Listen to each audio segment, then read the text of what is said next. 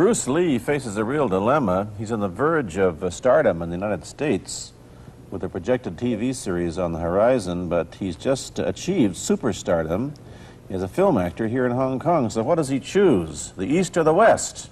It's the kind of problem most budding movie actors would welcome.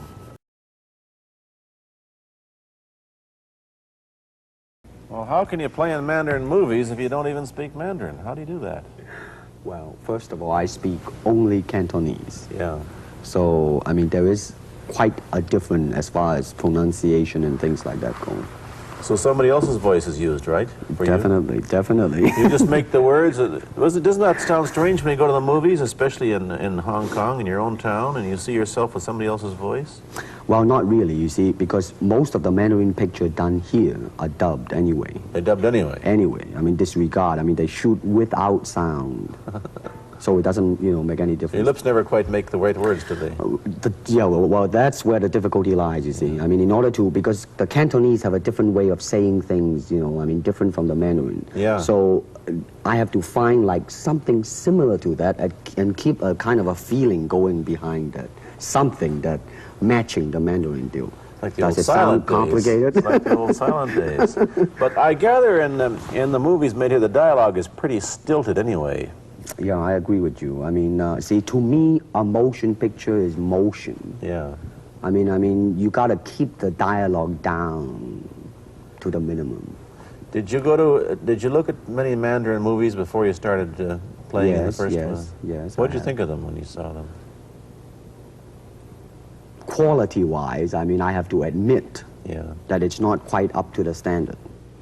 However, it is growing, and it is getting higher and higher and going toward that standard, than what I would term quality.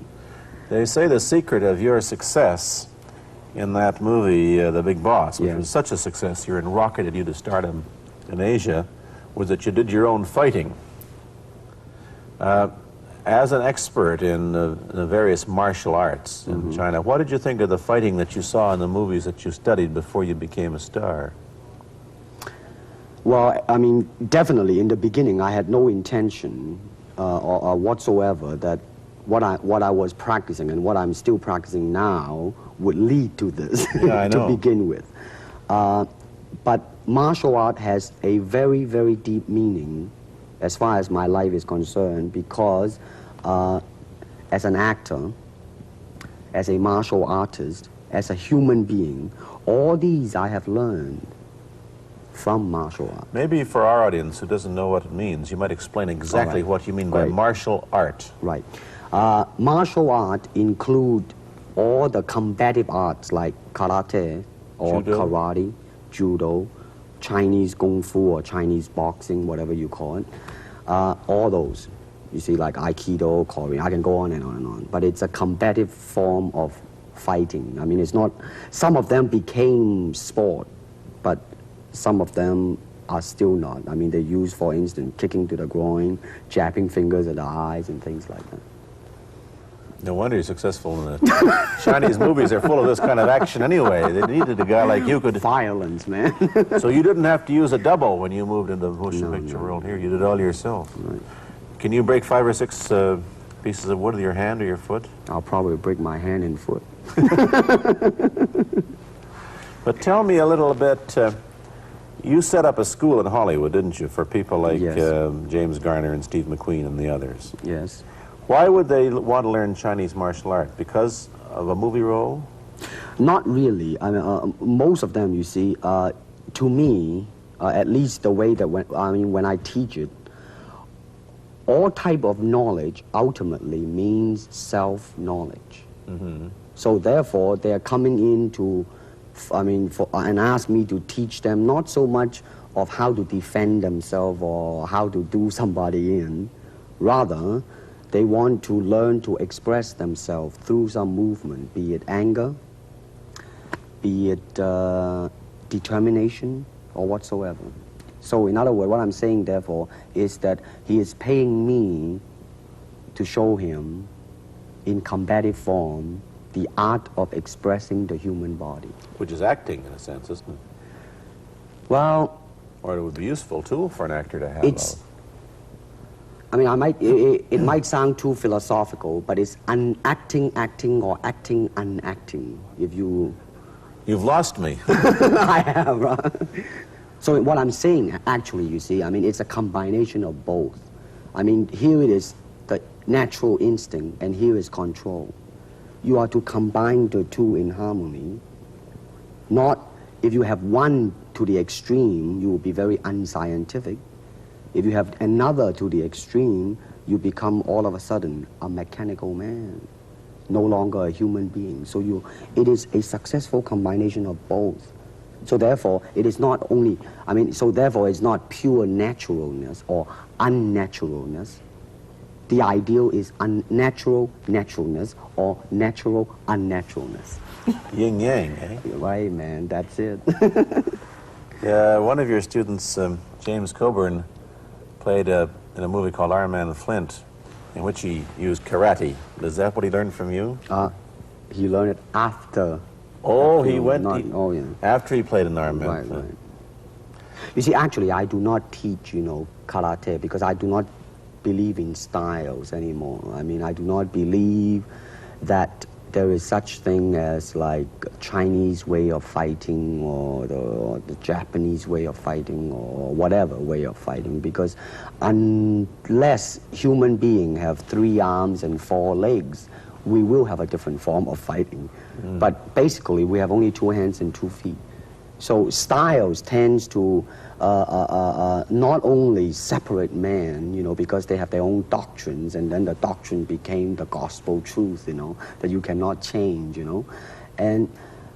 But if you do not have styles, if you just say, well, here I am, as a human being, how can I express myself totally and completely? Now, that way, you won't create a style, because style is a crystallization, I mean, that way, it's a process of continuing growth. You talk about Chinese boxing. How does it differ from, say, our kind of boxing? Well, first, we use the feet. That's and a then start. we use the elbow. And you use the thumb, too? You name it, man. We use it all. You have to, you see, because, I mean, that is the expression of the human body. I mean, everything, I mean, not just the hand. And when you're talking about combat, well, I mean, if it is a sport, now you're talking about something else. You have regulations, you have rules. But when you're talking about fighting as it is, no rules. With no rules. Not real fighting. Well, then, baby, you better train every part of your body. And when you do punch, now I'm leaning forward a little bit, hoping not to hurt any camera angle. I mean, you gotta put the whole hip into it and snap it and get all your energy in there and make this into a weapon. I don't want to tangle you in any dark that right now. You anyway. Came at me pretty fast there. What is the difference between Chinese boxing and what we see these young men doing at 8 o'clock every morning on the rooftops in the parks called shadow boxing, which they're always... Well, actually, you see, that is part of Chinese boxing. It is. There are so many schools, different Everybody schools. here seems to be, going like this all the time. Well, that's good. I'm very glad. I'm very glad to see that, because at least somebody is caring for their own body, right? Yeah. I mean, that's a good sign. Well, it's a kind of a slow form of exercise, which is called Tai Chi Chuan. I'm speaking Mandarin just now. Yeah. Cantonese, Tai Chi Chuan, okay? I see. And it's more of an exercise for the elderly, not so much for the Give young. me a demonstration. Show me. Can you do it, a little bit of it? Just so I mean, that, hand-wise, it's very slow. Oh, is it? And you push it out, but all the time you are keeping the continuity going. Bending, stretching, everything. Suppose, I mean, you just keep it moving. It's like a ballet dancer there. Yeah, it is. I mean, to them, you see, the idea is running water never grows stale. So you got to just keep on flowing. Of all your students, famous, James Garner, Steve McQueen, Lee Marvin, James Coburn, Roman Polanski, which was the best? Who adapted best to this Oriental form of exercise and defense? Well, depending, okay? Now, as a fighter, Steve McQueen, now, he is good in that department because that son of a gun got the toughness in him. Yeah. I mean, see it on the screen. I mean, he would say, all right, baby, here I am, man. you know, and he'll do it. Yeah. Now, James Coburn is a peace-loving man. Yeah, I met him. Right? I mean, Yeah. you've met him. I mean, he's really, really nice. I mean, super mellow and all that. I mean, you know, I mean, now he appreciates the philosophical part of it. Therefore, his understanding of it is deeper than Steve. So it's really hard to say. You see what I'm saying now? I see. I mean, it's different. So that's, I mean, depending on what you see in it. Interesting that we don't, in our world, and haven't since the days of the Greeks who did, combine philosophy and art with sport. But quite clearly, the Oriental attitude is that the three are facets of the same things.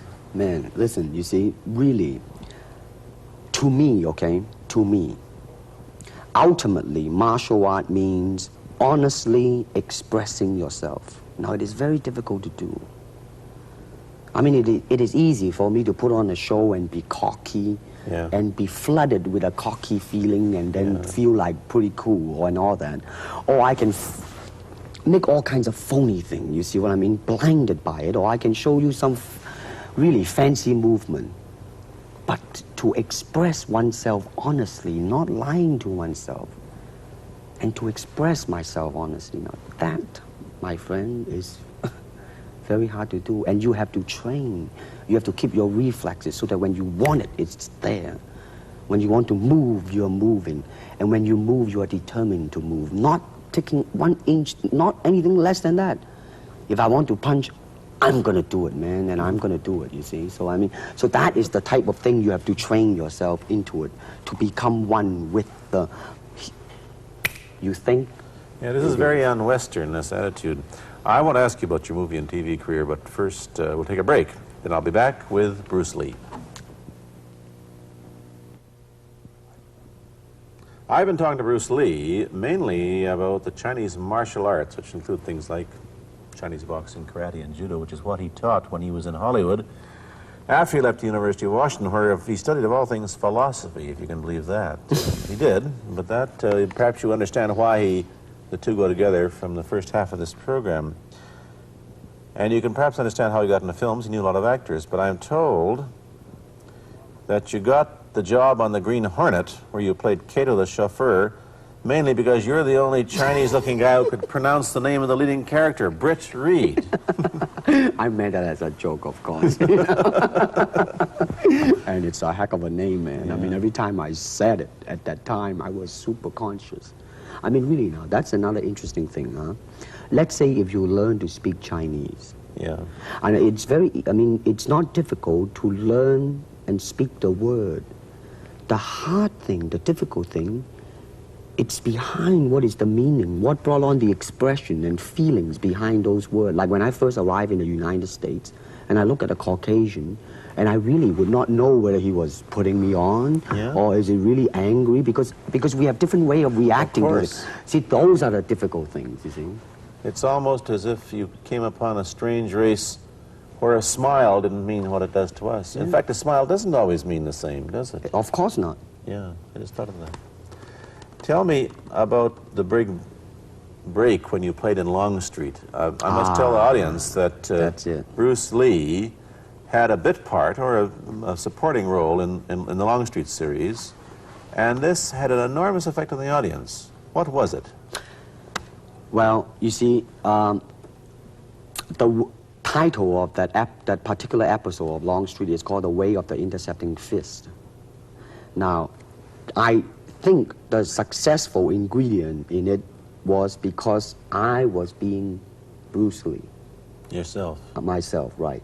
And did that part, just express myself, like I say, honestly express myself at that time. And because of that, I brought, you know, favorable mentioning in, like, New York Times, which says, like, the Chinaman, who incidentally came off quite convincingly enough to earn himself a television series, and so on and so on and so forth. Can you remember the lines by Sterling Siliphant, the key lines? He's one of my students, you know that? Was he too? Yes. You've had everybody as your student. But you read, there were some lines that expressed your philosophy. I don't know if you remember them or not. Oh, I remember that. I said, this is what it is, okay? You're talking to Longstreet, played by James Francesca. I said, empty your mind. Be formless, shapeless, like water. Now you put water into a cup, it becomes the cup. You put water into a bottle, it becomes the bottle. You put it in a teapot, it becomes the teapot. Now water can flow or it can crash. Be water, my friend. Like that, you see? Yeah, I see. I get the idea. Uh-huh. I get the power behind it. So now, two things have happened. First, there's a pretty good chance that you'll get a TV series in the States called The Warriors, in which you use what, the martial arts Well, in a Western setting? That was the original idea. Now, Yeah. Paramount, I did Yeah. Street for Paramount, and Paramount wants me to be in a television series. On the other hand, Warner Brother wants me to be in another one, but both of them, I think, they want me to be in a modernized type of a thing. And they think that Western idea is out. But Whereas you would use, you want to do the Western, eh? I want, because you see, I mean, how else can you justify all these punching and kicking and violence except in that period of the West? I mean, in nowadays, I mean, you don't go around on the street kicking people or punching people. Because if you do, that's it. I mean, I don't care how good you are, But this is true also of the Chinese dramas, which are mainly costume dramas. And they're all full of blood and gore over here. Oh, you mean here? Yeah. Well, unfortunately, you see, I hope that the picture I am in would either explain why the violence was done, whether right or wrong or whatnot. But unfortunately, pictures, most of them here, are done mainly just for the sake of violence. You know what I mean? Like, fighting for 30 minutes, get stabbed 50 times. But I'm fascinated. Let me give you your microphone back. I'm fascinated that you came back. I am a martial artist. You came back to Hong Kong on the verge of success in Hollywood and full of it. And suddenly, on the strength of one picture, you become a superstar. Everybody knows you. You have to change your phone number. You get mobbed in the streets. Now, what are you going to do? Are you going to be able to live in both worlds? Are you going to be a superstar here, or one in the States, or both? Well, let me say this.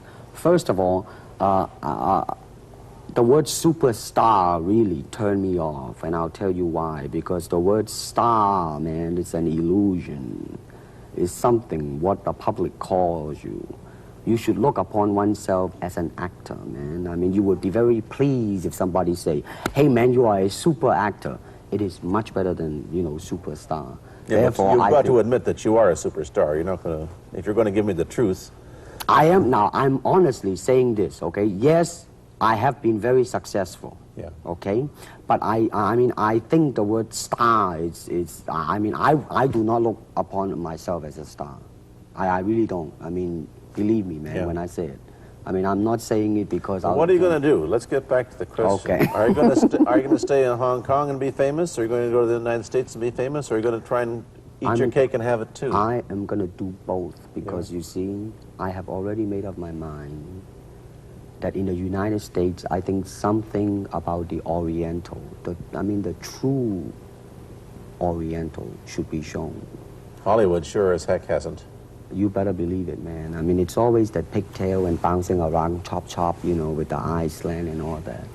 And I think that's very, very out of Is it true that you were, the first job you had was being cast as Charlie Chan's number one boy? Yeah, number one son, yeah. No, they never made a movie. No. They were going to make it into like a new Chinese James Bond type of a thing. Now that, the old man Chan is dead, Charlie is dead, and his son is carrying on. But they didn't do that. No. Batman came along, you see, because, and then everything was started to be going into that, that kind of a, which you were in.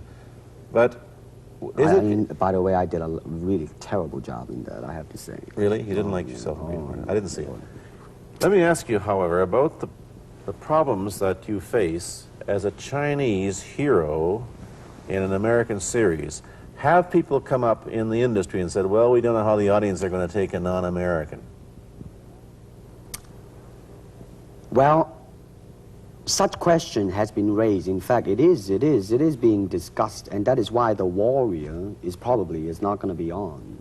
I see. You see, because unfortunately, such thing does exist in this world, you see, like, I don't know, certain part of the country, right? Where, like, they think that business-wise, it's a risk. And I don't blame them, I mean, in the same way, it's like in Hong Kong, if a foreigner come and became a star, if I were the man with the money, I probably would have my own worry of whether or not the acceptance would be there. But that's all right, because if you honestly express yourself, it doesn't matter, see? Because Are you, how about the other side of the coin? Is it possible that you are, I mean, you're fairly hip and fairly Americanized. Are you too Western for Oriental audiences, do you think? Oh man, like, how? I have been criticized for that. You have, eh? Oh, yes, definitely. So. Well, let me say this. When I do the Chinese film, I'll try my best not to be as American as I, have been adjusted to for the last 12 years in the States.